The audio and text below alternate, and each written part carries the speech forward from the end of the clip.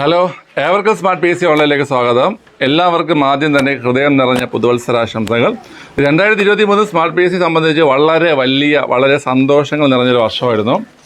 ഒരുപാട് കുട്ടികൾ നമ്മുടെ സ്ഥാപനത്തിൽ നിന്ന് ജോലിക്ക് കയറി. ഒരുപാട് കുട്ടികൾ നമ്മളെ ക്ലാസ് കണ്ടും അതിലൂടെയൊക്കെ ജോലിക്ക് പ്രവേശിച്ചു. ഒരുപാട് കുട്ടികൾ ഒരുപാട് പരീക്ഷകൾ പാസ്സായി. അപ്പം നമുക്ക് നല്ലൊരു വർഷം തന്നെയായിരുന്നു ഇത്.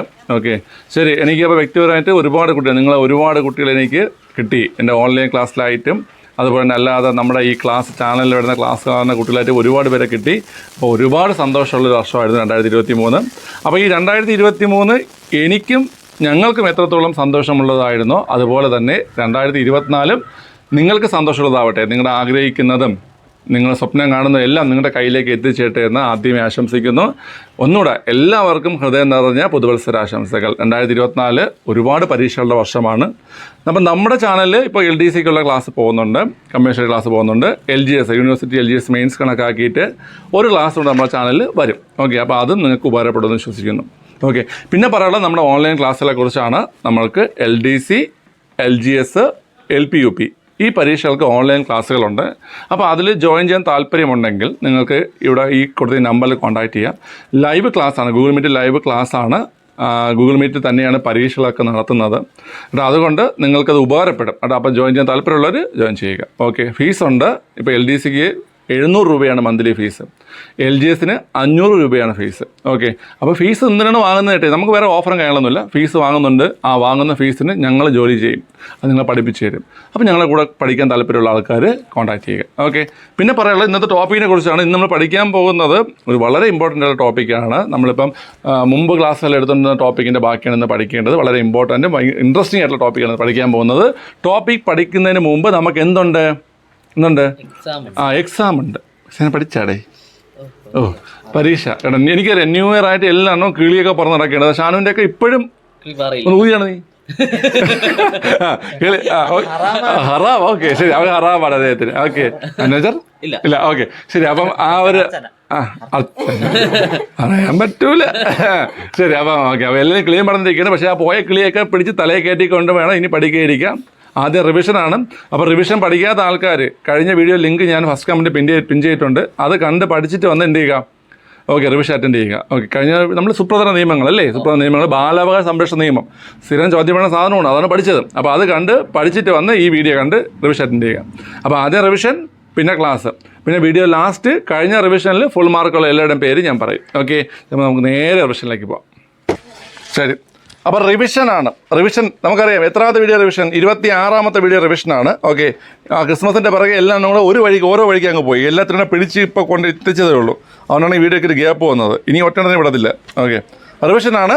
അടിപൊളിയായിട്ട് അറ്റൻഡ് ചെയ്യുക. 20 മാർക്ക് റിവിഷൻ. ഓക്കെ, അപ്പോൾ ആ കഴിഞ്ഞ വീഡിയോ കാണാത്തവരാണ് ഈ വീഡിയോ കാണണമെങ്കിൽ നിങ്ങൾക്ക് ഞാൻ ആ വീഡിയോയുടെ ലിങ്ക് ഞാൻ ഫസ്റ്റ് കമൻറ്റ് കൊടുത്തേക്കാം, പിൻ ചെയ്ത് കൊടുത്തേക്കാം. നിങ്ങൾ ആ വീഡിയോ കണ്ട് അതിൽ ടോപ്പിക്ക് പഠിച്ചിട്ട് റിവിഷൻ അറ്റൻഡ് ചെയ്താൽ കേട്ടോ. ഓക്കെ, ശരി. കുടിവെള്ള ആവശ്യത്തിനും കാർഷിക ആവശ്യങ്ങൾക്കും ശുദ്ധജലം ലഭ്യമാക്കുന്ന ഹരിത കേരള മിഷൻ പദ്ധതി ഏതാണ്? കുടിവെള്ള ആവശ്യത്തിനും കാർഷിക ആവശ്യങ്ങൾക്കും ശുദ്ധജലം ലഭ്യമാക്കുന്ന ഹരിത കേരള മിഷൻ പദ്ധതി ഏതാണ്? കുട്ടികളെ ലൈംഗിക ചൂഷണങ്ങളിൽ നിന്ന് സംരക്ഷിക്കുന്നതിനായി നിലവിൽ വന്ന നിയമം ഏതാണ്? കുട്ടികളെ ലൈംഗിക ചൂഷണങ്ങളിൽ നിന്ന് സംരക്ഷിക്കുന്നതിനായി നിലവിൽ വന്ന നിയമം ഏതാണ്? വർഷം എഴുതണേ.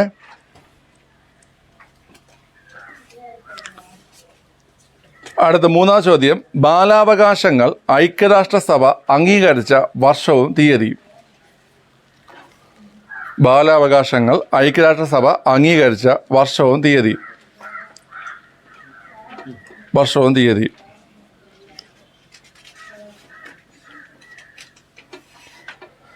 അടുത്ത 4ാം ചോദ്യം.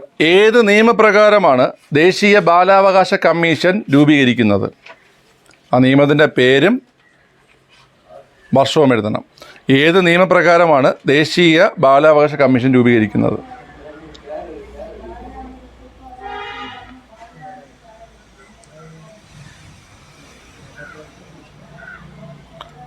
ഓക്കെ, എഴുതിയല്ലോ. അടുത്ത 5ാമത്തെ ചോദ്യം. പറഞ്ഞുകൊടുക്കുകയും ചെയ്യില്ലാരും കേട്ടോ. 5ാം ചോദ്യം. NCPCRന്റെ സംരക്ഷണത്തിൽ വരുന്ന കുട്ടികളുടെ പ്രായപരിധി എത്രയാണ്? NCPC national commission for protection of child rights ആണ്. ഓക്കെ, ദേശീയ ബാലാവകാശ സംരക്ഷണ കമ്മീഷനാണ്. അതിൻ്റെ സംരക്ഷണത്തിൽ വരുന്ന കുട്ടികളുടെ പ്രായപരിധിയാണ് ചോദ്യം. അടുത്ത് NCPCR സ്ഥാപിതമായ വർഷം. വർഷവും തീയതി എഴുതണേ. NCPCR സ്ഥാപിതമായ വർഷം. NCPCR സ്ഥാപിതമായ വർഷം. അടുത്ത് നിലവിലെ NCPCR അധ്യക്ഷൻ. നിലവിലെ NCPCR അധ്യക്ഷൻ അല്ലെങ്കിൽ ചെയർമാൻ.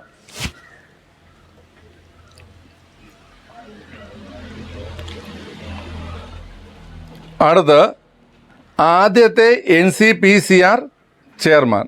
ആദ്യത്തെ NCPCR ചെയർമാൻ. ആദ്യത്തെ NCPCR ചെയർമാൻ. ആദ്യത്തെ NCPCR ചെയർമാൻ കഴിയല്ലോ.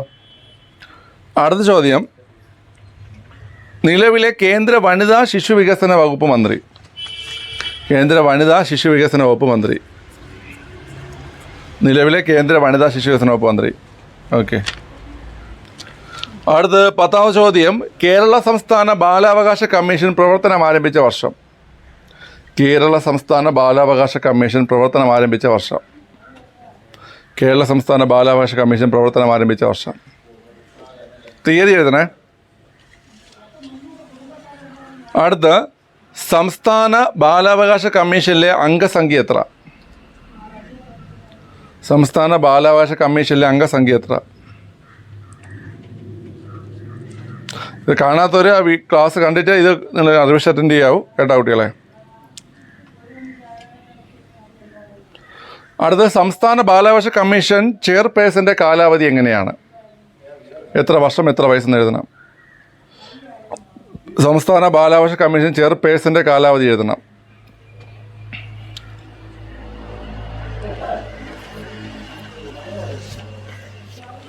അടുത്ത് സംസ്ഥാന ബാലാവകാശ കമ്മീഷൻ നിലവിലെ ചെയർമാൻ ആരാണ്? സംസ്ഥാന ബാലാവകാശ കമ്മീഷൻ നിലവിലെ ചെയർമാൻ ആരാണ്? ഓക്കെ. അടുത്ത സംസ്ഥാന ബാലാവകാശ കമ്മീഷൻ ആദ്യ ചെയർമാൻ ആരാണ്? സംസ്ഥാന ബാലാവകാശ കമ്മീഷൻ ആദ്യ ചെയർമാൻ ആരാണ്? ആദ്യ ചെയർമാൻ ആരാണ്?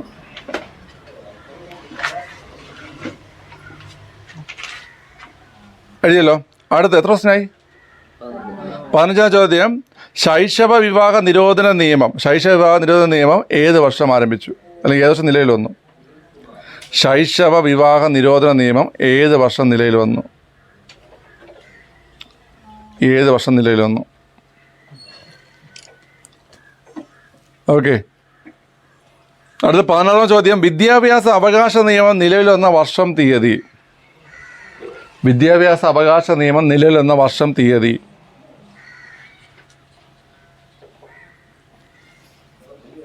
അറിയല്ലോ. അടുത്ത 17ാമത്തെ ചോദ്യം, 17 2005 ഗാർഹിക പീഡന നിരോധന നിയമത്തിൻ്റെ പ്രായപരിധി എത്രയാണ്? അത് കുട്ടികളുടെ പ്രായപരിധി. 2005 ഗാർഹിക പീഡന നിരോധന നിയമത്തിൽ കുട്ടികളായി പരാമർശിച്ചിരിക്കുന്നത് എത്ര വയസ്സിന് താഴെയുള്ളവരെന്ന ചോദ്യം. ഓക്കെ.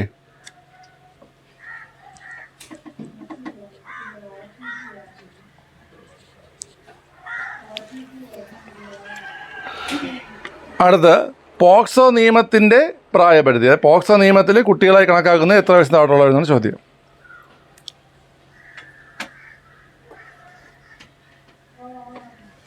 അടുത്ത 19ാം ചോദ്യം, സംസ്ഥാന ബാലാവകാശ കമ്മീഷൻ്റെ 3-അംഗ സെലക്ഷൻ കമ്മിറ്റി രൂപീകരിക്കുന്നത് ആരുടെ അധ്യക്ഷതയിലാണ്? സംസ്ഥാന ബാലാവകാശ കമ്മീഷൻ്റെ ബാലാവകാശ സംരക്ഷണ കമ്മീഷൻ്റെ 3-അംഗ സെലക്ഷൻ കമ്മിറ്റി രൂപീകരിക്കുന്നത് ആരുടെ അധ്യക്ഷതയിലാണ്?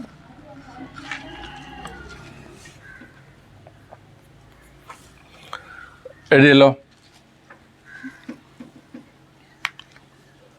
അടുത്ത ചോദ്യം, NCPCR അംഗങ്ങളുടെ നിയമനം, നീക്കം ചെയ്യൽ, നീക്കം ചെയ്യൽ എന്നിവ നടപ്പിലാക്കുന്നത് ആരാണ്? NCPCR അംഗങ്ങളുടെ നിയമനം, നീക്കം ചെയ്യൽ എന്നിവ നടപ്പിലാക്കുന്നത് ആരാണ്? നല്ല ചോദ്യങ്ങളായിരുന്നു. ഓക്കെ, ശരി, എഴുതി കഴിഞ്ഞല്ലോ.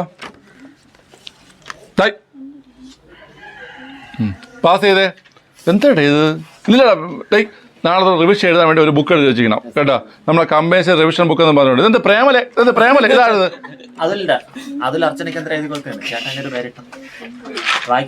നാളെ മുതൽ ബുക്കില്ലാതെ നീ ഇവിടെ വന്നിട്ട് തോന്നുന്നത് കേട്ടല്ലേ. മീശ തുഴി പിള്ളേർ ഞാൻ. ഓക്കെ, വീഡിയോ പോവേന്ന് മറ്റേ തിരുത്തി കൊടുക്കണത് കണ്ട അവന്റെ സ്വഭാവം കണ്ട അവന്റെയൊക്കെ. ആണോ വെട്ടടി ചെയ്ത് വെട്ടടി ചെയ്ത് നെഗറ്റീവിനെ നേരിട്ട് ഇട്ടു വായിക്കാൻ പറ്റില്ല, എല്ലാം വീട്ടിൽ തല്ലിയരാ. ഓക്കെ, നോക്കിയോ. ശരി, ഇവിടെ ആൻസറുകൾ നോക്കാം.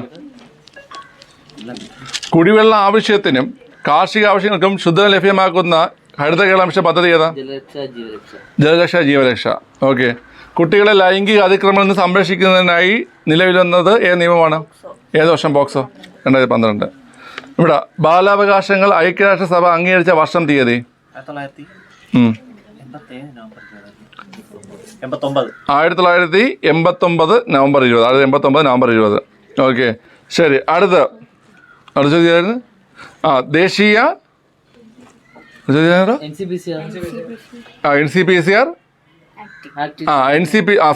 ദേശീയ കമ്മീഷൻ രൂപീകരിക്കുന്ന ഏത് നിയമപ്രകാരമാണ്? 2005 ബാലാവകാശ സംരക്ഷണ. ഓക്കെ, അടുത്ത് NCPCRന്റെ സംരക്ഷണത്തിൽ വരുന്ന കുട്ടികളുടെ പ്രായപരിധി 18 വയസ്സ്. NCPCR സ്ഥാപിതമായ വർഷം, തീയതി? രശ്മി പറഞ്ഞേ.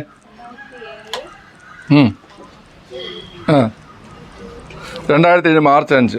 ഓക്കെ, അടുത്ത് NCPCRന്റെ നിലവിലെ ചെയർമാൻ ആരാണ്? അറിഞ്ഞുകൂടാ. അവിടെ അതില്ലേ പറഞ്ഞു NCPCRന്റെ നിലവിലെ ചെയർമാൻ ആരാ? പ്രിയങ്ക കനുങ്ങോ. അവിടെ NCPCRന്റെ ആദ്യ ചെയർമാൻ ആരാ? ശാന്ത സിൻഹ.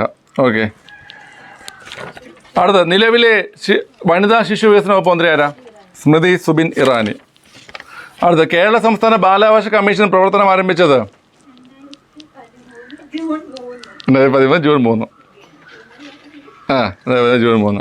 ഓക്കെ, അടുത്ത് സംസ്ഥാന ബാലാവകാശ കമ്മീഷൻ്റെ അംഗസംഖ്യ എത്ര? 7. സംസ്ഥാന ബാലാവകാശ കമ്മീഷൻ ചെയർപേഴ്സന്റെ കാലാവധി എങ്ങനെയാണ്? 3 വർഷം അല്ലെങ്കിൽ 65 വയസ്സ്. അംഗങ്ങളാകുമ്പോൾ 3 വർഷം 60 വയസ്സ്. ഓക്കെ, നിലവിലെ SCPCR ചെയർമാൻ ആരാ? KB മനോജ് കുമാർ. ഓക്കെ, അടുത്ത് ആദ്യത്തെ സംസ്ഥാന ബാലാവകാശ കമ്മീഷൻ ചെയർപേഴ്സൺ നീല ഗംഗാധരൻ. SCPCR എന്ന് വെച്ചാൽ state commission for protection of child rights ആണ്. അടുത്ത ശൈശവ വിവാഹ നിരോധന നിയമം ഏത് വർഷം?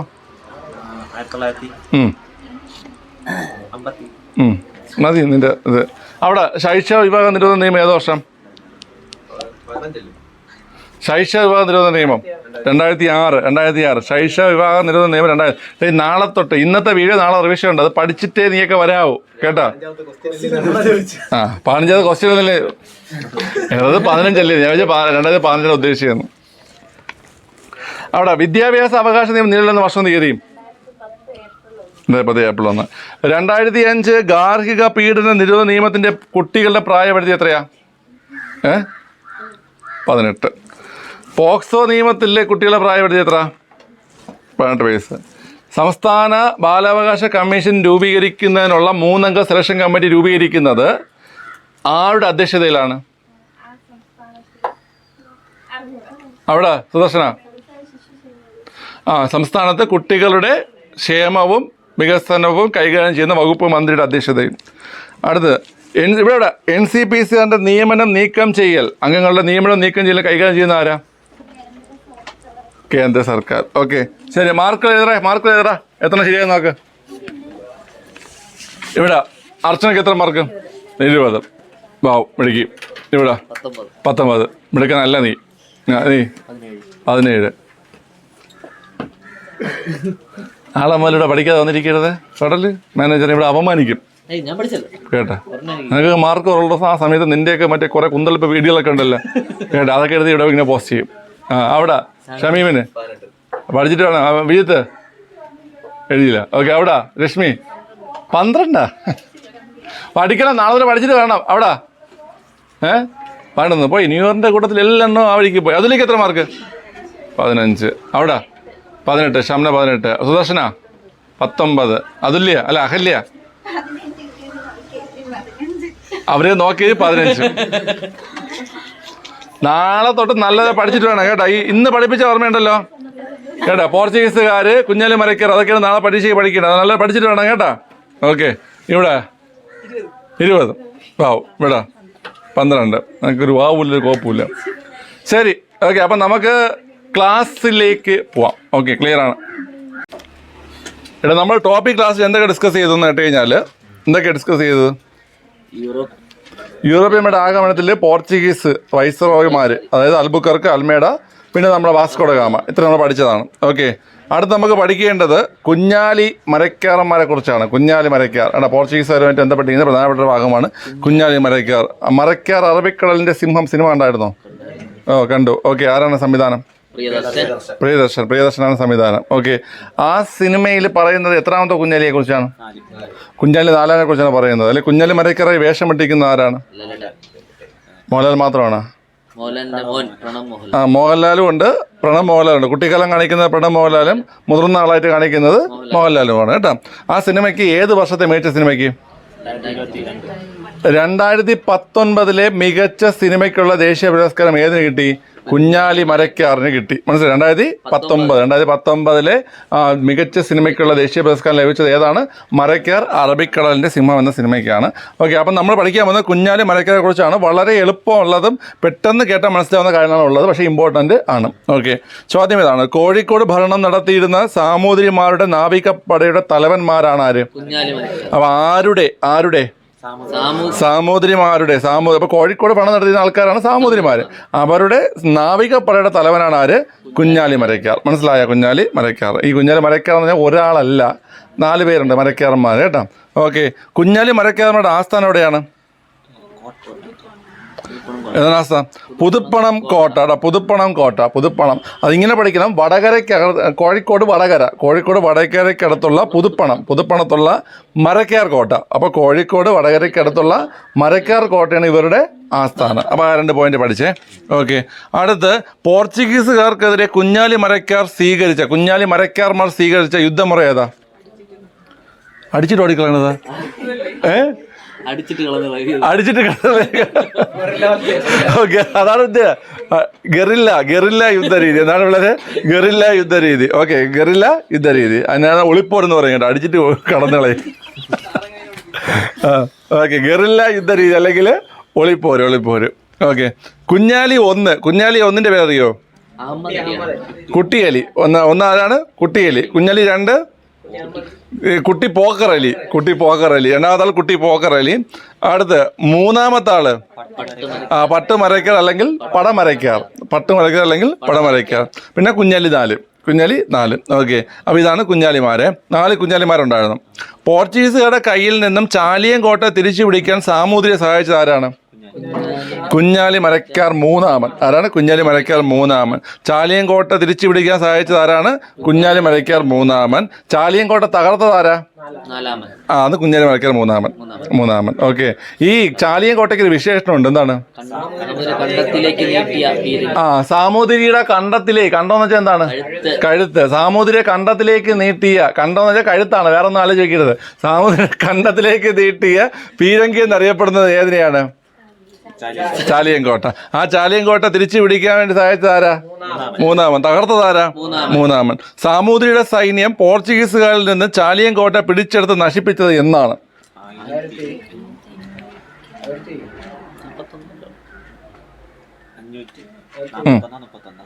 41 അല്ല. പക്ഷെ 41 30 കൂട്ടിയേ കിട്ടും. 70 41 30 70. കണക്ക് സാർ എന്താണ് 70? ഇന്നലെ ന്യൂ ഇയർ ആഘോഷം ചീട്ടുകളിയോടെ കണക്ക് സാർ വീണ്. ആസ് കിങ്ങും കയ്യിൽ വെച്ചിട്ട് 3 വെട്ടിക്കൊടുക്കുക. ഓക്കെ. ശരി. 1570 ചീട്ടുകളി എന്ന് വെച്ചാൽ എഴുതുകളിയാണ് കേട്ടാ. നമ്മൾ തീർത്തും ഒഫീഷ്യലായിട്ടാണ് കളിച്ചത്. അതുകൊണ്ട് വേറെ കളിയില്ല. 1571. ചാലിയം കോട്ടയിലെ വിജയത്തെ പ്രകീർത്തിച്ചുകൊണ്ട് കാസി മുഹമ്മദ് 16-ാം നൂറ്റാണ്ടിൽ എഴുതിയ അറബി കാവ്യമാണ് അത്. ഫഹത്തുൽ മുബീൻ. എന്താണ് ഫഹത്തുൽ മുബീൻ? അപ്പൊ ഈ ചാലിയൻകോട്ട ഏത് വർഷമാണ് തകർത്തത് പിടിച്ചത്? 1571. ചാലിയൻകോട്ടയിലെ വിജയത്തെ പ്രകീർത്തിച്ചുകൊണ്ട് ആര്? കാസി മുഹമ്മദ് 16-ാം നൂറ്റാണ്ടിൽ എഴുതിയ അറബി കാവ്യമാണ് ഏത്? ഫഹത്തുൽ മുബീൻ. ഏതാണ്? ഫഹത്തുൽ മുബീൻ. ഫഹത്തുൽ മുബീൻ. അതിനർത്ഥം വ്യക്തമായ വിജയം. ശ്രദ്ധിച്ചേ, ഇസ്ലാം മതത്തിനും ഹിന്ദുധർമ്മത്തിനും വേണ്ടിയൊരു പോലെ പോരാടിയിടും ഹിന്ദുവായുള്ള ഒരു രാജാവിനെ പഠിക്കുവിൻ സുൽത്താന്മാര്. അതായത് ഇസ്ലാം മതക്കാർക്ക് വേണ്ടിയും ഹിന്ദു മതക്കാർക്ക് വേണ്ടിയും ഒരുപോലെ പോരാടുന്ന രാജാവാണ് ആര്? ഇപ്പൊ ഇവിടെ ഏത് രാജാവിനെ കുറിച്ചാണ് പറഞ്ഞത്? സാമൂതിരി കേട്ടാ. ഈ സാമൂതിരി അങ്ങനെ ഒരു മതവും നോക്കാതെ പോരാടിയ ആളെന്നാണ് ഈ ടെക്സ്റ്റിൽ പറയുന്നത്. അതായത് ഈ കാസി മുഹമ്മദ് എഴുതിയ ഫഹത്തുൽ മുബീനിൽ പറയുന്നത്. അപ്പൊ ഈ വരികൾ സൂചിപ്പിക്കുന്ന എന്താണ്? അക്കാലത്തെ മതസൗഹാർദ്ദത്തെയാണ് കേട്ടോ. അത് നല്ല മതസൗഹാർദ്ദം ഉണ്ടായിരുന്ന കാലഘട്ടമാണ് കേട്ടോ അത്. ഓക്കെ. പോർച്ചുഗീസുകാർക്കെതിരെയുള്ള യുദ്ധത്തിലെ യഥാർത്ഥ വീരൻ എന്നറിയപ്പെടുന്ന ആരെയാണ്? കുഞ്ഞാലി നാലാമനാണ് കേട്ടോ. അപ്പൊ പോർച്ചുഗീസുകാർക്കെതിരെയുള്ള യുദ്ധത്തിലെ യഥാർത്ഥ വീരനാരാണ്? കുഞ്ഞാലി നാലാമൻ. ഓക്കെ. ചാലിയം കോട്ട പിടിക്കാനും തകർക്കാനും സഹായിച്ചത് ആരാ? കുഞ്ഞാലി മൂന്നാമൻ. ഓക്കെ. യഥാർത്ഥ വീരൻ എന്നറിയപ്പെടുന്ന ആരാണ്? കുഞ്ഞാലി നാലാമൻ. ഈ കുഞ്ഞാലിമാൻ എന്ന് പറഞ്ഞാൽ ആരുടെ എന്താണ്? സാമൂതിരിയുടെ നാവികപ്പടയുടെ തലവനാണ് കേട്ടോ. ഓക്കെ.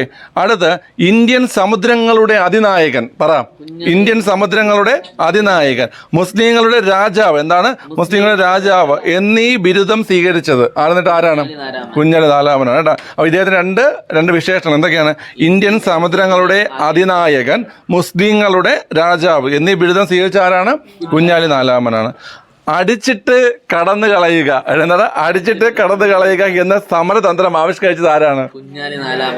കുട്ടിയലി. അതാണ് കുട്ടിയലി അതാണ് കേട്ടോ. കുട്ടിയലി ആരാ? ഒന്നാമൻ. അടിച്ചിട്ട് കടന്നു കളയുക. അത് കൊള്ളാം അല്ലേ? ഒറ്റ അടി കിട്ടിയ ഒരു കാര്യം മനസ്സിലാകുന്നുണ്ട്. നമ്മൾ എന്ത് ചെയ്യുക? തുമ്മൻ മക്കളുണ്ടോ? മമ്മൂട്ടി അങ്ങോട്ട് മറ്റേ ഇവള് പറയുമ്പോ ഒറ്റ അടിച്ചിട്ട് ഓടണില്ല. അപ്പൊ അടിച്ചിട്ട് കടന്നു കളയുന്ന സമരതന്ത്രം ആവിഷ്കരിച്ചത് ആരാണ്? കുട്ടിയില്ല, അല്ലെങ്കിൽ ഒന്നാമനാണ് കേട്ടോ. കുറച്ചുകൂടെ ഉള്ളു ഇപ്പൊ കഴിയും കേട്ടോ. 1586-ലും 1589-ലും സുപ്രധാനമായ 2 നാവിക യുദ്ധങ്ങളിൽ കുഞ്ഞാലിമാർ പോർച്ചുഗീസുകാരെ പരാജയപ്പെടുത്തി. മനസ്സിലായി? ഇവർ ഭയങ്കര ഗൃഢങ്ങളായിരുന്നു. അത് പോർച്ചുഗീസുകാരെ ചുമ്മാ തോപ്പിച്ചിട്ടുണ്ട് ഇവർ. അപ്പോൾ 1586-ലും 89-ലും സുപ്രധാനമായ 2 നാവിക യുദ്ധങ്ങളിൽ കുഞ്ഞാലിമാർ പോർച്ചുഗീസുകാരെ ദയനീയമായി എന്ത് ചെയ്തു? പരാജയപ്പെടുത്തി. കുഞ്ഞാലി മരയ്ക്കൽ നാലാമനെ പോർച്ചുഗീസുകാർ എന്ത് ചെയ്തു? പിടിച്ചു. ആ സിനിമയിൽ കാണിക്കുന്നുണ്ട്. പിടിച്ചിട്ട് കൊണ്ടുപോയി കൊല്ലണേ. ഇവിടെ കൊന്നില്ല. ഇവിടെ കൊണ്ടുപോയി കൊന്നത് ഗോവയിൽ വെച്ച് എന്ത് ചെയ്തു? വധിച്ചു. അത് ഏത് വർഷമാണ്? 1600. ഓക്കെ. അത് നമുക്ക് ചോദിച്ചിട്ടുണ്ട്. കുഞ്ഞാലി നാലാമനെ പോർച്ചുഗീസുകാർ വധിച്ച വർഷം 1600. എവിടെ വെച്ചാണ് വധിച്ചത്? ഗോവയിൽ. അപ്പൊ 1586-ലും 89-ലും സുപ്രധാന യുദ്ധങ്ങളിൽ പോർച്ചുഗീസുകാർ ആര് പരാജയപ്പെടുത്തുകയാണ്? കുഞ്ഞാലിമാര് പരാജയപ്പെടുത്തി. കുഞ്ഞാലി നാലാമനെ വധിച്ച വർഷം 1600. വധിച്ച സ്ഥലം ഏതാ? ഗോവയാണ്. ഇന്ത്യൻ നാവികസേനയുടെ നേതൃത്വത്തിൽ കുഞ്ഞാലി മരയ്ക്കാർ സ്മാരകം നിർമ്മിച്ചത് എവിടെയാ? കോട്ടയ്ക്കൽ. എവിടെയാണ്? കോട്ടയ്ക്കൽ, വടകര. മനസ്സിലായ? ഇന്ത്യൻ നാവികസേനയുടെ നേതൃത്വത്തിൽ കുഞ്ഞാലി മരയ്ക്കാർ സ്മാരകം നിർമ്മിച്ചത് എവിടെയാണ്? കോട്ടയ്ക്കൽ, വടകര. കുഞ്ഞാലി മരയ്ക്കാർമാരുടെ സ്മരണാർത്ഥം സ്റ്റാമ്പ് പുറത്തിറങ്ങിയ വർഷം 2000. ഓക്കെ. കുഞ്ഞാലി മരയ്ക്കാർമാരുടെ സ്മരണാർത്ഥം സ്റ്റാമ്പ് പുറത്തിറങ്ങിയ വർഷം ഏതാണ്? 2000. ഓക്കെ. അപ്പൊ ഇത്രയും മനസ്സിലായല്ലോ പിള്ളേരെ. അപ്പൊ പറ, ആരുടെ എന്തായിരുന്നു? സാമൂതിരിയുടെ നാവികസേനയുടെ തലവൻ. ഓക്കെ. ആസ്ഥാനം വടകര, പുതുപ്പണം, മരയ്ക്കാർ കോട്ട. വടകരയ്ക്കടുത്തുള്ള പുതുപ്പണത്തെ മരയ്ക്കാർ കോട്ടയാണ് എന്ത്? ആസ്ഥാനം. ഓക്കെ. ഇവര് സ്വീകരിച്ച യുദ്ധമുറ ഏതാ? ഗറില്ല അല്ലെങ്കിൽ ഒളിപ്പോര്. ഓക്കെ. പോർച്ചുഗീസുകാരിൽ നിന്ന് ചാലിയം കോട്ട പിടിച്ചെടുക്കാൻ സഹായിച്ചത് മൂന്നാമൻ, തകർക്കാൻ സഹായിച്ചത് മൂന്നാമൻ. ഓക്കെ. ഈ ചാലിയം കോട്ട അറിയപ്പെടുന്ന പേരെന്താണ്? സാമൂതിരിയുടെ കണ്ടത്തിലേക്ക് നീട്ടിയ കോട്ട എന്നറിയപ്പെടുന്ന ഏതാണ്? ചാലിയൻകോട്ട. ഏതാണ്? ചാലിയൻകോട്ട. ഈ ചാലിയൻകോട്ട തകർത്ത എപ്പോഴാ? 1571. ചാലിയൻകോട്ടയിലെ വിജയത്തെ പ്രകീർത്തിച്ചുകൊണ്ട് കാസി മുഹമ്മദ് 16-ാം നൂറ്റാണ്ടിൽ എഴുതിയ കൃതിയാണ് ഫഹത്തുൽ മുബീൻ. അർത്ഥം വ്യക്തമായ വിജയം. പോർച്ചുഗീസുകാർക്കെതിരെയുള്ള യുദ്ധത്തിൽ യഥാർത്ഥ വീരൻ എന്നറിയപ്പെടുന്ന ആരെയാണ്? നാലാമനെയാണ്. ഇയാൾ അറിയപ്പെടുന്നത് ഇന്ത്യൻ സമുദ്രങ്ങളുടെ അതിനായകൻ, മുസ്ലിങ്ങളുടെ രാജാവ് എന്നിങ്ങനെ അറിയപ്പെടുന്ന ആരെയാണ്? അടിച്ചിട്ട് കടന്നു കളയുക എന്ന സമരത്തിൽ ആവിഷ്കരിച്ചത് അതായത് ഒന്നാമൻ. 586-ലും 89-ലും പോർച്ചുഗീസുകാരെ നാവികതത്തിലൂടെ പരാജയപ്പെടുത്തുന്നുണ്ട് കുഞ്ഞാലിമാര്. ഓക്കെ, 1600-ൽ ഗോവയിൽ വെച്ചിട്ട് കുഞ്ഞാലി നാലാമാനെ പോർച്ചുഗീസുകാർ എന്ത് ചെയ്തു?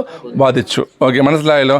അങ്ങനെ നാവികസേനയുടെ നേതൃത്വത്തിൽ ഒരു കുഞ്ഞാലി സ്മാരകം, കുഞ്ഞാലി മരയ്ക്കർ സ്മാരകം ഇവിടെ നിർമ്മിച്ചിട്ടുണ്ട്. കോട്ടയ്ക്കൽ, വടകര കോട്ടയ്ക്കൽ, കോഴിക്കോട് വടകര കോട്ടയ്ക്കലിൽ നിർമ്മിച്ചിട്ടുണ്ട്. കുഞ്ഞാലി മരയ്ക്കാരുടെ സ്മരണാർത്ഥം ഇന്ത്യ പോസ്റ്റ് എന്ത് പുറത്തിറക്കിയിട്ടുണ്ട്? സ്റ്റാമ്പ് പുറത്തിറക്കി. വർഷം ഏതാണ്? 2000. ഓക്കെ, അപ്പോൾ അത്രയും നമ്മൾ പഠിച്ചു. ചോദിക്കാൻ പോവുകയാണ് കേട്ടോ.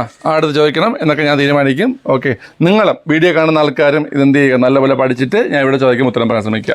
വായിച്ച് പഠിയടേ. അമ്മേ, ആരാണ് കുഞ്ഞാലി മരയ്ക്കാർമാർ? സാമൂതിരി എവിടുത്തെ ഭരണാധികാരികൾ? കോഴിക്കോട്. കുഞ്ഞാലി മരയ്ക്കാർമാരുടെ ആസ്ഥാനം പറഞ്ഞേ. വടകരയ്ക്കടുത്തുള്ള പുതുപ്പണത്തെ മരയ്ക്കാർ കോട്ട. വടകരയ്ക്കടുത്തുള്ള പുതുപ്പണത്തെ മരയ്ക്കാർ കോട്ട. ഓക്കെ, ആരോ കമന്റ് ചെയ്തു മറ്റേ താടി നീട്ടി വളർത്തി കഴിഞ്ഞാൽ കുഞ്ചാക്ക പോനെ പോലെ ഇരിക്കുമെന്ന്. ജാവേറില്ല, നമ്മുടെ താടിയും എടുത്ത്. ഓക്കെ, പോർച്ചുഗീസുകാർക്കെതിരെ കുഞ്ഞാലി മരയ്ക്കാർമാർ സ്വീകരിച്ച യുദ്ധം പറ. ഗറിൽ പൊളിപ്പോര്. ഓക്കെ, ഈ ചാലിയം കോട്ടയ്ക്ക് ഒരു വിശേഷണം പഠിപ്പിച്ചോ? എന്താ? സാമൂതിരിയുടെ കണ്ടത്തിലേക്ക് നീട്ടിയ വീരങ്കി.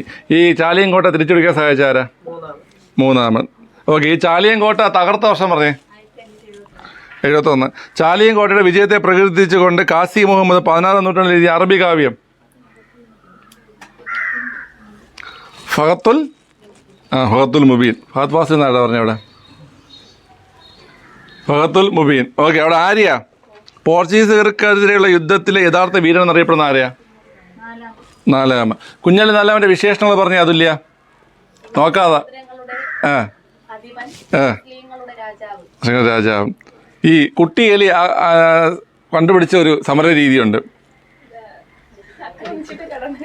അടിച്ചിട്ട് കടന്നു കളയുക. ഇത് കൊള്ളാല്ലേ? ഓക്കെ, ഏതൊക്കെ വർഷങ്ങളിലാണ് നാവിക യുദ്ധത്തിലെ പോർച്ചുഗീസുകാരെ കുഞ്ഞാലിമാർ പരാജയപ്പെടുത്തി? സുദർശന പറഞ്ഞേ. ഈ കുഞ്ഞാലി മരയ്ക്കർ നാലാമനെ എവിടെ വെച്ചാ വധിച്ചത് പോർച്ചുഗീസ്? ഏത് വർഷം? 1600. ഇന്ത്യൻ നാവികസേനയുടെ നേതൃത്വത്തിൽ കുഞ്ഞാലി മരയ്ക്കർ സ്മാരകം നിർമ്മിച്ചത് എവിടെയാ? കോട്ടയ്ക്കൽ. ഏത് സ്ഥലം? വടകര. കുഞ്ഞാലി മരയ്ക്കരുടെ സ്മരണാർത്ഥം സ്റ്റാമ്പ് പുറത്തിറക്കിയ വർഷം? 2000. ഓക്കെ, ശരി, പോസ് ചെയ്തോ. ശരി, ഇവിടെ പോർച്ചുഗീസ് സംഭാവനകളാണ് സുദർശന. പോർച്ചുഗീസ് സംഭാവനകളാണ് പഠിക്കേണ്ടത് കേട്ടോ. കണ്ണൂരിലെ സെന്റ് ആഞ്ചലോസ് കോട്ട നിർമ്മിച്ച ആരെന്നറിയാവോ? പോർച്ചുഗീസിൽ ആരാ? അൽമേഡ. കണ്ണൂരിലെ സെന്റ് ആഞ്ചലോസ് കോട്ട പണിയിപ്പിച്ച ആരാണ്? അൽമേഡ. ഏത് വർഷം? 1505. പഠിച്ചോണം, ഇമ്പോർട്ടൻ്റ് ആണ്. കണ്ണൂരിലെ സെന്റ് ആഞ്ചലോസ് കോട്ട നിർമ്മിച്ചത് ആരാ? അൽമേഡ. ഏത് വർഷം? 1505.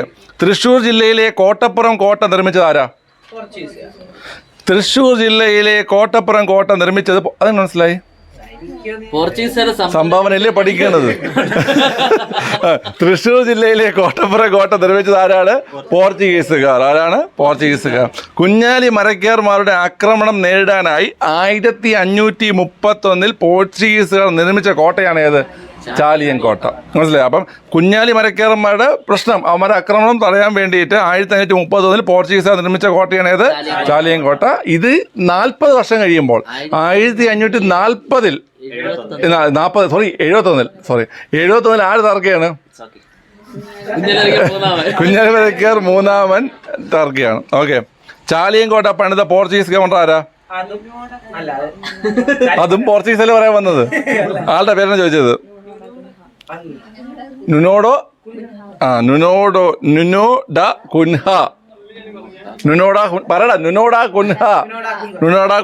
അങ്ങനെ പറഞ്ഞ നുനോഡ കുൻഹ. ചാലിയം കോട്ട പണിത പോർച്ചുഗീസ് ഗവർണർ ആരാണ്? നുനോ ഡ കുൻഹ. ഇവർക്ക് വേറെ ഒരു പേരുമില്ലല്ലേ? Okay, നുനോഡ Cunha.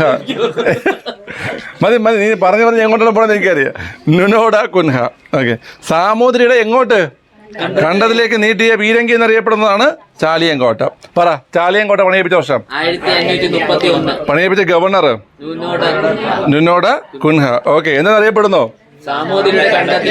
സാമൂതിരിയുടെ കണ്ടത്തിലേക്ക് നീട്ടിയ പീരങ്കി. കണ്ണൂരിലെ ഏത് കോട്ട? സെന്റ് ആഞ്ചലസ് കോട്ട നിർമ്മിച്ചത് അൽമേഡ. ഏത് വർഷം? 5. ഓക്കെ. 16-ാം നൂറ്റാണ്ടിൽ പോർച്ചുഗീസുകാർ ഇന്ത്യയിൽ പരിചയപ്പെടുത്തിയ വാസ്തുവിദ്യാ ശൈലിയാണ് ഏത്? ഗോതിക്. ഏതാണ്? ഗോതിക്. 16-ാം നൂറ്റാണ്ടിൽ പോർച്ചുഗീസുകാർ ഇന്ത്യയിൽ പരിചയപ്പെടുത്തിയ വാസ്തുവിദ്യാ ശൈലിയാണ് ഏത്? ഗോതിക് ശൈലി. കേട്ടോ. ഇന്ത്യയിൽ ഗോതിക് ശൈലിയിൽ പോർച്ചുഗീസുകാർ പണി കഴിപ്പിച്ച പള്ളികൾ 2 ഉണ്ട് കേട്ടോ.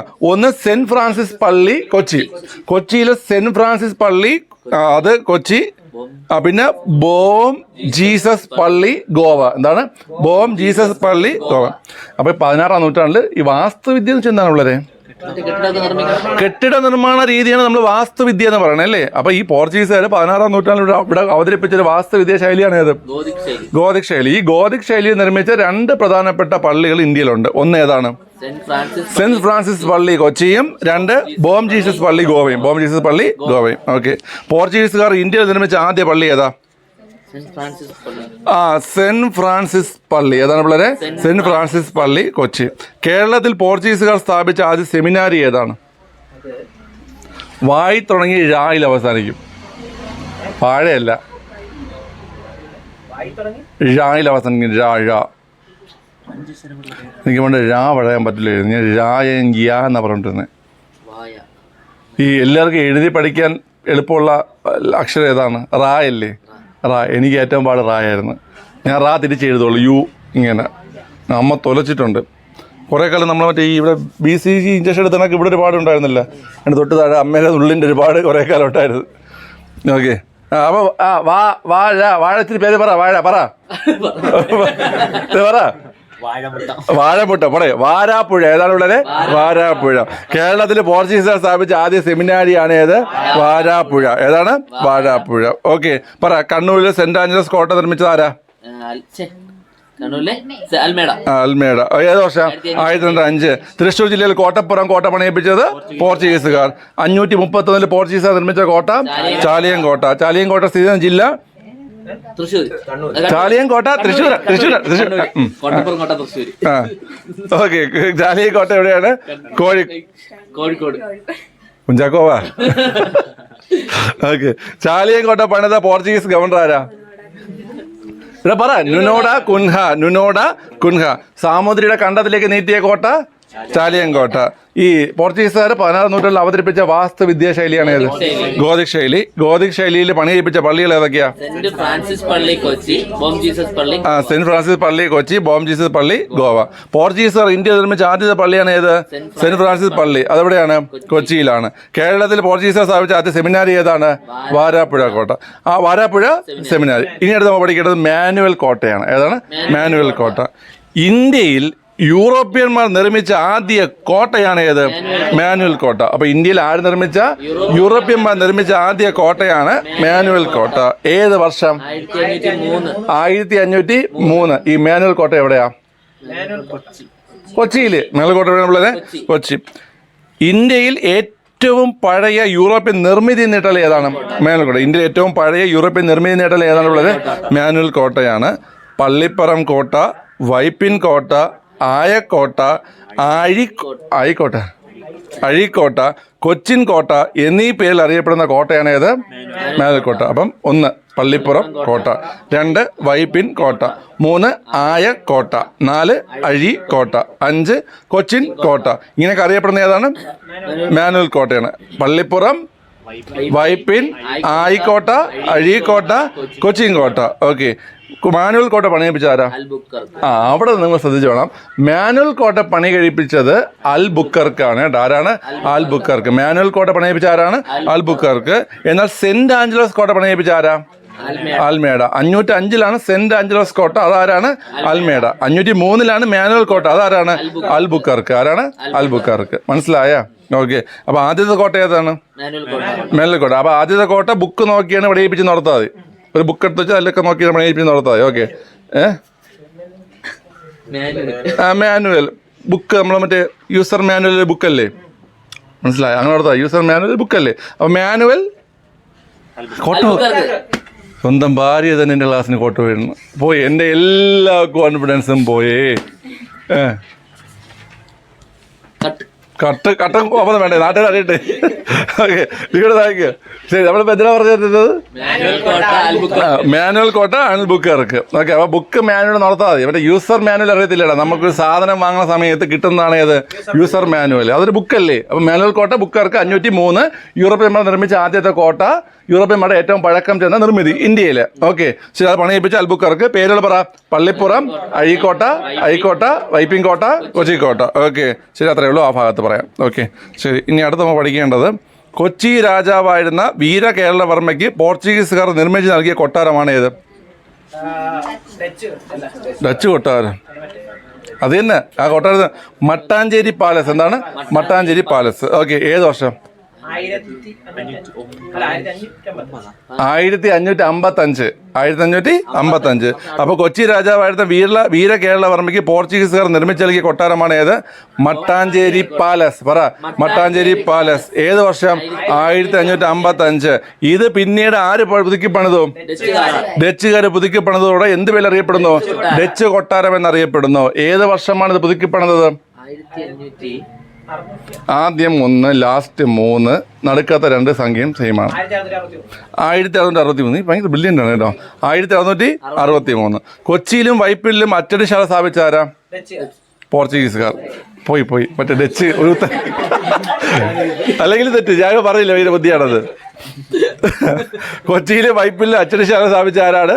പോർച്ചുഗീസുകാർ. ഈ മട്ടാഞ്ചേരി പാലസിന്റെ കാര്യത്തിൽ മാത്രം ഡച്ചുകാരുള്ളൂ. Okay, okay. കൊച്ചിയിലും വൈപ്പിലും അച്ചടിശാല സ്ഥാപിച്ചത് പോർച്ചുഗീസുകാരാണ്. കൈതച്ചക്ക, പപ്പായ, കശുവണ്ടി, പേരക്ക, വറ്റൽമുളക്, പുകയില, ആത്തിക്ക എന്ന് വെച്ചാൽ അത് മുള്ളൻ ചക്ക എന്നൊക്കെ പറഞ്ഞു. നമ്മളെന്താ ആത്തിപ്പഴം, മറ്റേ മുള്ളൻ ചക്ക എന്ന സാധനം എടുത്തിട്ടുള്ളത്. അതന്നെ നമുക്കറിയാം, ഇവർക്കൊന്നും അറിഞ്ഞുകൂടാ. ഇവർക്കെന്ന് പറഞ്ഞാൽ ഇവർക്ക് ആ പേര് അറിഞ്ഞുകൂടാ, വേറെ ജില്ലയിലൊക്കെ ഉള്ള ആൾക്കാർ. ഇവിടെ ആത്തിക്ക, പിന്നെ 2 പ്രധാനപ്പെട്ട സംഭവങ്ങൾ. മണ്ടരി തെങ്ങിൻ്റെ ഇവിടെ അങ്ങ് പോന്നോളും.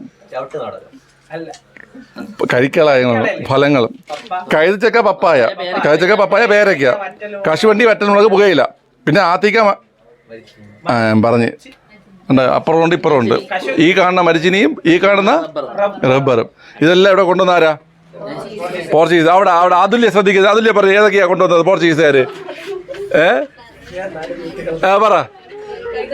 കൈതച്ചക്ക, വറ്റൽമുളക്, മരിച്ചിനി, റബ്ബർ, പുകയില, ആച്ചക്ക, കശുവണ്ടി, ഇനിയുണ്ട് പപ്പായ.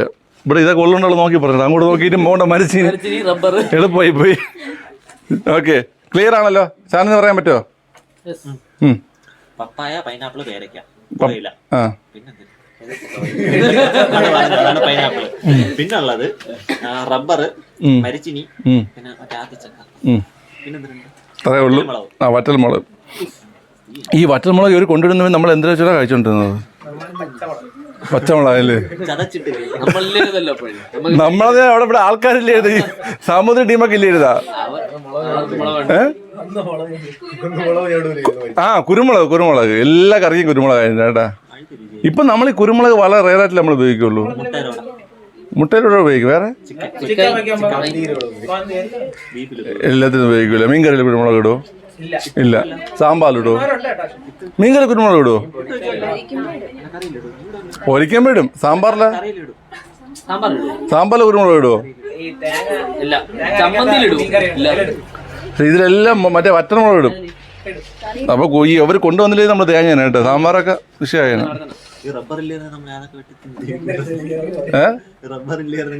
റബ്ബറിലേക്ക് കേരളം ഇല്ല. അപ്പൊ നമ്മൾ പോർച്ചുഗീസുകാരുടെ കടപ്പെട്ടിരിക്കുന്നു. നമ്മൾ വന്നോണ്ട് കൊള്ളാം.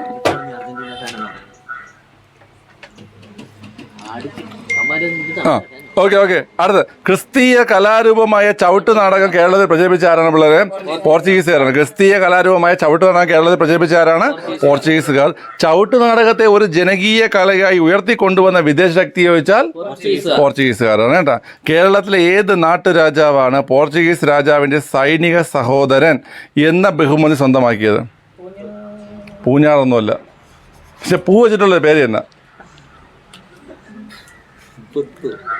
ഡീൽ അവസാനിക്കും. പുറക്കാട് രാജ. ആരാണ്? പുറക്കാട് രാജ. അപ്പൊ കേരളത്തിലെ ഏത് നാട്ടുരാജാവാണ് പോർച്ചുഗീസ് രാജാവിന് സൈനിക സഹോദരൻ എന്ന പദവി സ്വന്തമാക്കിയത്? പുറക്കാട് രാജ. ആരാണ്? പുറക്കാട് രാജ. കള്ളപ്പന്നി. ഓക്കെ, പറഞ്ഞത് പോർച്ചുഗീസുകാരും കോഴിക്കോട് സാമൂതിരിയും തമ്മിൽ കണ്ണൂർ സന്ധി ഒപ്പിട്ട വർഷം 1513. ആരാ പറഞ്ഞത്? ചുമ്മാ കണ്ണൊക്കെ എടുത്തിട്ട് വിടും. 1513 ആറ്റിറ്റ്യൂഡൊക്കെ ഇട്ട്. ഓക്കെ, പോർച്ചുഗീസുകാർ കോഴിക്കോട് സാമൂതിരിയും തമ്മിൽ കണ്ണൂർ സന്ധി ഒപ്പിട്ട വർഷം പറ. 1513.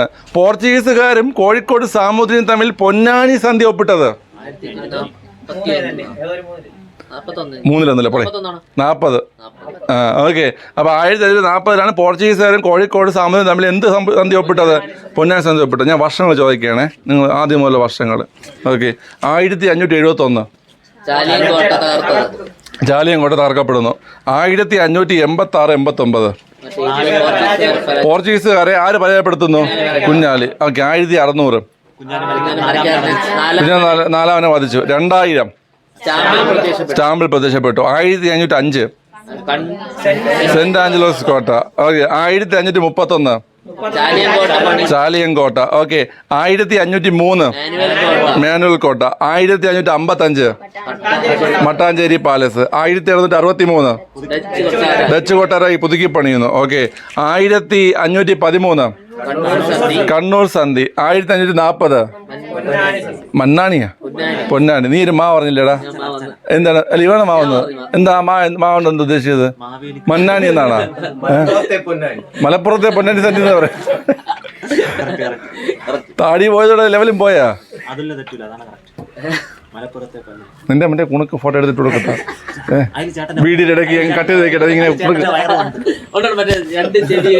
വയറിന്റെ ഭാഗത്ത് കട്ട് ചെയ്തേ. ഇത് വയറ് വെച്ച്. അടുത്ത, ഇന്ത്യയിൽ ആദ്യമായി യൂറോപ്യൻ സ്കൂൾ ആരംഭിച്ച സ്ഥലം എവിടെയെന്നറിയോ? കൊച്ചി. ഇന്ത്യയിൽ ആദ്യമായി യൂറോപ്യൻ സ്കൂൾ ആരംഭിച്ച സ്ഥലമാണ് ഏത് പിള്ളേരെ? പറ. കൊച്ചി. ഓക്കെ, ക്രിസ്ത്യൻ പുരോഹിതന്മാരുടെ വൈദിക പഠനത്തിനായി സെമിനാരികളും കോളേജുകളും ആരംഭിച്ച സ്ഥലങ്ങൾ ഏതൊക്കെയെന്നറിയോ? കൊച്ചിയിലുണ്ട്. അപ്പൊ ഈ ക്രിസ്ത്യൻ പുരോഹിതന്മാരുടെ വൈദിക പഠനത്തിനായി സെമിനാരികളും കോളേജുകളും ആരംഭിച്ച സ്ഥലങ്ങൾ ഒന്ന് കൊച്ചി, 2 കൊടുങ്ങല്ലൂർ. 2 ഏതാണ്? കൊടുങ്ങല്ലൂർ. 3 വൈപ്പിൻ കോട്ട. 3 ഏതാണ്?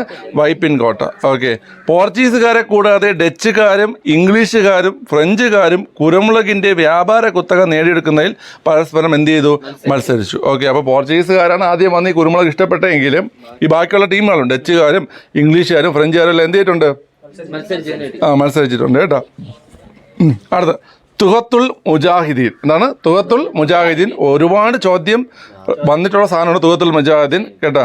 ചോദിക്കും. കേരളത്തിലെ പോർച്ചുഗീസ് അതിക്രമങ്ങളെക്കുറിച്ച് സൂചന നൽകുന്ന ഷെയ്ഖ് സൈനുദ്ദീന്റെ കൃതിയാണ് ഏത്? തുഹത്തുൽ മുജാഹിദീൻ. അപ്പൊ കേരളത്തിലെ പോർച്ചുഗീസ് അതിക്രമങ്ങളെക്കുറിച്ച് സൂചന നൽകുന്ന ആരുടെ? ഷെയ്ഖ് സൈനുദ്ദീന്റെ കൃതിയാണിത്, തുഹത്തുൽ മുജാഹിദീൻ രചിച്ച ഭാഷ ഏതാ? പേര് കേട്ടാ നിനക്ക് മലയാളമായിട്ട് തോന്നണ, പിന്നെ എന്തിങ്ങനെ മാ വെച്ചോണ്ടിരിക്കുന്നത്? അറബി. ഏതാണ്? അറബി കേട്ടാ. തുഹത്തുൽ മുജാഹിദീൻ രചിച്ചത് ആരാണ് പിള്ളേരെ? ഷെയ്ഖ് സൈനുദ്ദീൻ. ഏത് ലാംഗ്വേജിലാ? അറബി. പോർച്ചുഗീസുകാർക്കെതിരെ യുദ്ധം ചെയ്യാൻ മുസ്ലിങ്ങളോട് ആഹ്വാനം ചെയ്ത വ്യക്തിയാണ് ആര്? വ്യക്തിയല്ല, കൃതിയാണ് ഏത്? തുഹത്തുൽ മുജാഹിദീൻ. ആണ് തുഹത്തുൽ മുജാഹിദീൻ. ഇപ്പൊ ഓക്കെ ആയില്ലേ? ശരി, അപ്പൊ തുഹത്തുൽ മുജാഹിദിനെ കുറിച്ച് പറയേ. പോർച്ചുഗീസുകാരുടെ അതിക്രമങ്ങളെ കുറിച്ച് പറ. കേരളത്തിലെ എന്തോയാ ഇങ്ങനെ സ്വപ്നം കണ്ടൊക്കെ അങ്ങനെ ഇരിക്കുകയാണ്. നിന്റെ മൈൻഡ് ഇപ്പൊ എവിടെ ഇരിക്കുന്നത്? കോളേജില്ല, ഇവിടെ തന്നെ. കേരളത്തിലെ പോർച്ചുഗീസ് അതിക്രമങ്ങളെ കുറിച്ച് സൂചന നൽകുന്ന ഷെയ്ഖ് സൈനുദ്ദീൻ രചിച്ച കൃതിയാണ് ഏത്? തുഹത്തുൽ മുജാഹിദീൻ. തുഹത്തുൽ മുജാഹിദീൻ ഏത് ലാംഗ്വേജിലാണ്? അറബിയിലാണ്. പോർച്ചുഗീസുകാർക്കെതിരെ യുദ്ധം ചെയ്യാൻ മുസ്ലിങ്ങളോട് ആഹ്വാനം ചെയ്യുന്ന കൃതിയാണ് ഏത്? തുഹത്തുൽ മുജാഹിദീൻ. ഓക്കെ, ഇനി നമുക്ക് അടുത്ത് പഠിക്കേണ്ടത് പോർച്ചുഗീസുകാരിൽ നിന്ന് മലയാളത്തിലേക്ക് ലഭിച്ച ചില പദങ്ങളാണ്. ഓക്കെ, കുറെ സിനിമ പേരൊക്കെ ഉണ്ടെങ്കിൽ. ലേലം. അയ്യോ, അവിടെ എന്തുവാ? അവിടെ ഒരു ചർച്ച നടക്കുന്നല്ലോ. സുദർശന അവിടെ വട്ടമേശ നമ്മൾ നടത്തുന്നല്ലോ അവിടെ. ഇവിടെ നോക്കോ, ലേലം ഫാക്ടറി, മുറം, പതക്കം, ഗൊന്ത, എടാ ഇത് പഠിക്കാൻ എളുപ്പമുണ്ട് കപ്പി ബെഞ്ച് ഡെസ്ക് ആ എടാ ഇത് പഠിക്കാൻ എളുപ്പമുണ്ട്. ഫാക്ടറി എന്താടാ പള്ളി, ആദ്യം നമ്മൾ പള്ളി പറഞ്ഞു നോക്കാവേ. കൊന്ത, കുംഭസാരം, വികാരി. ഓക്കെ, കൊന്ത, കുംഭസാരം, വികാരി.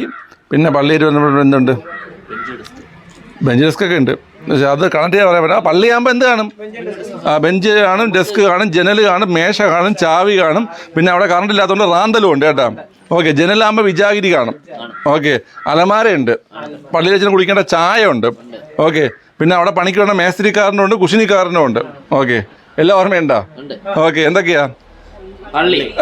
പള്ളിയില്ല, പള്ളിയായിട്ട് ബന്ധപ്പെട്ട പള്ളിയില്ല. കൊന്തേ തുടങ്ങണം. കൊന്ത, കുംഭസാരം, വികാരി. വികാരി. പിന്നെ പള്ളിയുടെ ചാവി, ജനലാകുമ്പോ എന്ത് കാണും? വിചാരി ഉണ്ട്. മേശ, കസേര, ബെഞ്ച്. മേശ, കസേര, ബെഞ്ച്. ഈ മേശയും കസേര ബെഞ്ച് കിടക്കുന്ന വരാന്തയിലല്ലേ? വരാന്ത. പിന്നെ റാന്തല്, അലമാര, ചായ, മേസിരി, കുശിനി. ഇനി അടുത്ത് ലേലം, ഫാക്ടറി, മുറം, പതക്കം. കേട്ടോ, ഇതൊക്കെയാണ് പ്രധാനപ്പെട്ട പദങ്ങള്. ലേലം, ഫാക്ടറി, മുറം, പതക്കം. ഇതെല്ലാം എവിടെ നിന്നതാ? ഈ ഒരു ഫാക്ടറി ആകുമ്പോൾ ലേലം പോവും. കേട്ടോ, ഫാക്ടറിയിൽ നമുക്കിപ്പോൾ കശുവണ്ടി ഫാക്ടറി ആണെങ്കിൽ കശുവണ്ടി തൊല്ലിടാൻ വേണ്ടി മുറം. ഓക്കെ, നല്ലപോലെ തൊല്ലിടുന്നവർക്ക് പതക്കം കൊടുത്ത് നടത്താൽ മതി. ഓക്കെ, മനസ്സിലായ? മറ്റേത് കണക്ക് എളുപ്പം ഇത്ര. കൊന്ത, കുംഭസാരം, വികാരി, ചാവി, ജനല്, മേശ, കസേര, ബെഞ്ച്, വരാന്ത, ചായ, കുശിനി, മേസ്തിരി, അലമാര. കുശിനിക്കാരൻ പറഞ്ഞടേ. കുശിനിക്കാരല്ല, കുശിനി. കുശിനി വെച്ചെന്താണ്? പാചകം ചെയ്യുന്നത്. ഓക്കെ, പിന്നെ ലേലം, ഫാക്ടറി, മുറം, പതക്കം. ഓക്കെ, പതക്ക അല്ല, പതക്കം. പതക്ക അത് ഏത് സിനിമയില്? പറക്കുന്നില്ലല്ലോ, പതക്ക. ഓക്കെ, ശരി. അപ്പൊ പോർച്ചുഗീസ് സംഭാവനകൾ ഇത്രയാണ് നമ്മുടെ പറയുന്നത്. ഓക്കെ, ഇതിപ്പോ ഞാൻ ചോദിക്കാൻ പോവുകയാണ്. ക്ലിയർ ആണല്ലോ? ശരി, ഓക്കെ. അവസാനത്തെ അപ്പോൾ ഇങ്ങോട്ടാ ഉള്ളിലൊക്കെ ഞാൻ തുളയ്ക്കുമല്ലേ. അകല്യൻ ടീമും കൂടെ അവിടെ നിന്ന് ബഹളം. അകല്യൻ സുദർശൻ ഏറ്റവും ബഹളം. കണ്ട ബാക്കിൽ ആര് മക്കൾ പറ?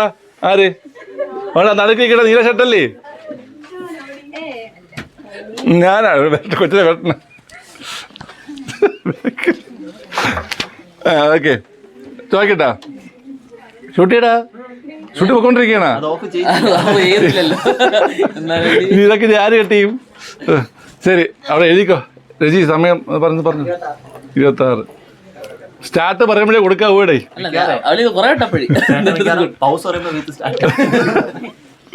ഓക്കെ, ശരി. ഇവിടെ കണ്ണൂരിൽ സെന്റ് ആഞ്ചലോസ് കോട്ട നിർമ്മിച്ച വർഷവും വ്യക്തിയും. സെന്റ് ആഞ്ചലോസ് കോട്ട 1505 മറ്റവനാ അദ്ദേഹം. ഇനി കോട്ടപ്പുറം കോട്ട ഏത് ജില്ലയിലാണ് പണിയിപ്പിച്ചത്? തൃശ്ശൂർ.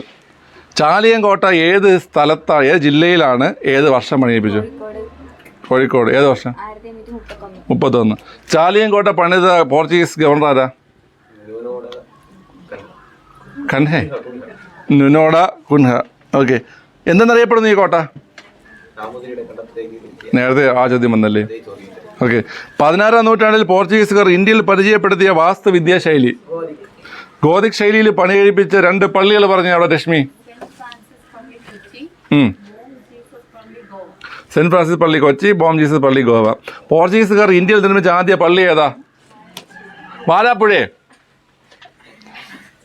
പോർച്ചുഗീസുകാർ ഇന്ത്യയിൽ നിർമ്മിച്ച ആദ്യ പള്ളി അതെവിടാ? സെന്റ് ഫ്രാൻസിസ് പള്ളി കൊച്ചി.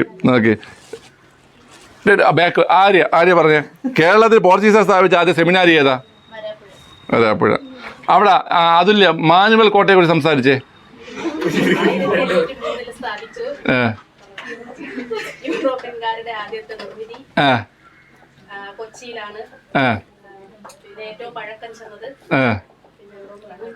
പണിയിപ്പിച്ചത് ഇനി അതിന്റെ എല്ലാ പേരുകളും പറ. പള്ളിപ്പുറം,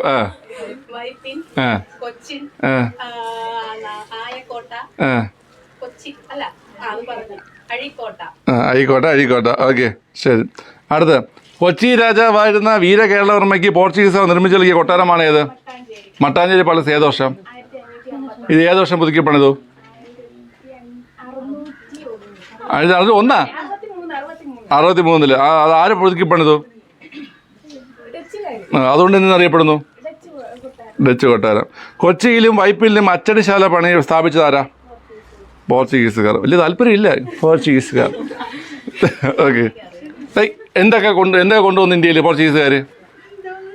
കഴിക്കണ സാധനങ്ങൾ: വറ്റൽമുളക്, മരിച്ചിനി, റബ്ബർ, പപ്പായ, പേരയ്ക്ക,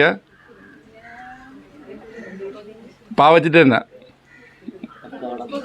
പുകയില, കശുവണ്ടി, ആത്തിച്ചക്കയില്ല ആത്തിക്ക, നമ്മളെ പറഞ്ഞ ആത്തിച്ചക്കയാക്കും. ഓക്കെ, ശരി. അടുത്ത്, കേരളത്തിലെ ഏത് നാട്ടുരാജാവാണ് പോർച്ചുഗീസ് രാജാവിൻ്റെ സൈനിക സഹോദരൻ? പുറക്കട രാജ. ക്രിസ്തീയ കലാരൂപമായ ഏത്? ചവിട്ട് നാടകം. നീയൊക്കെ വീണ്ടും. ഓക്കെ. പോർച്ചുഗീസുകാരും കോഴിക്കോട് സാമൂതിരിയും തമ്മിൽ കണ്ണൂർ സന്ധി ഒപ്പിട്ട് വെച്ച വർഷം പറ. കണ്ണൂർ സന്ധി 1513. പോർച്ചുഗീസുകാരും കോഴിക്കോട് സാമൂതിരിയും തമ്മിൽ പൊന്നാനി സന്ധി 1540. ഇന്ത്യയിലത് യൂറോപ്യൻ സ്കൂൾ എവിടെ? കൊച്ചി. ക്രിസ്ത്യൻ പുരോഹിതന്മാരുടെ വൈദിക പഠനത്തിനായി സെമിനാരികളും കോളേജുകളും ആരംഭിച്ച സ്ഥലങ്ങൾ?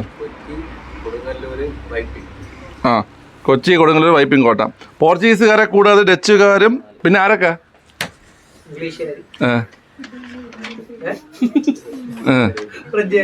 ഫ്രഞ്ച്. ചോദ്യം അങ്ങ് നേരെ പോയി. നീ തൂവത്തുൽ മുജാഹിദിനെ കുറിച്ച് പറ.